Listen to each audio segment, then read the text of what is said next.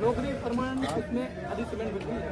एक सेकंड, जो 50 लाख रुपए की जो बात हुई है वह इनको जो आप प्रपोजल भेजेंगे, ये चाह रहे हैं कि प्रपोजल उसमें मकान हम उर्दू में चलाएंगे, तो आप 24 घंटे हो गए तो उसमें क्या निर्णय निकाला और क्या क्या हुआ उसका 24 घंटे के अंदर क्या है? अरे सुन तो लो मेरी, तीसरा ये और चौथा ये जो 10 लाख 3 लाख वो तो अलग, वो तो उनकी ओर से दे रहे हैं वो।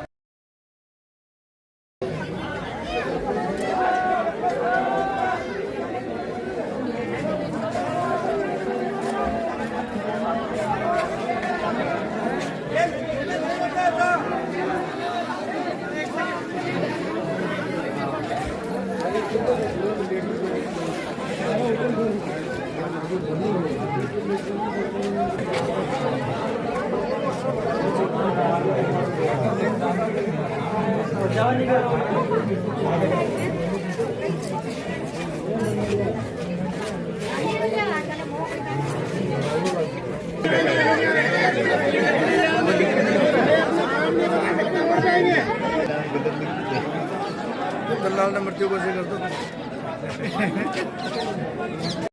अभी जो प्रदर्शन कर रहे थे उनसे पुलिस और प्रशासन की वार्ता हो गई है। उन्होंने कुछ मांगे रखी थी प्रशासन और पुलिस के सामने, जिनमें आपसी सहमति हो गई है और सहमति के बाद में वो यहाँ से चले गए हैं और ये विवाद शांतिपूर्ण रूप से समाप्त हो गया।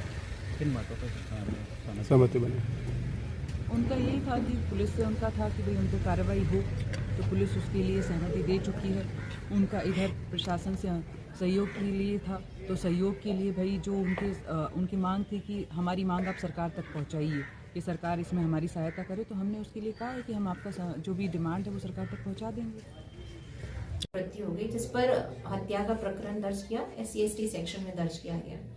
उसको लेके इन लोगों की डिमांड्स थी, जिसको लेकर ये कल से प्रदर्शन वगैरह कर रहे थे और कई डेलीगेशन से बातचीत की। इनका मुख्य ये कहना था कि साहब हत्या का प्रकरण दर्ज कर SC/ST धारा लगाई जाकर उसमें मुलजिमों के विरुद्ध कार्रवाई की जाए। तो हमने इनको अवगत करा दिया है कि प्रकरण हत्या का दर्ज करके SC/ST में ही दर्ज किया गया है और उस पर कार्रवाई की जा रही है।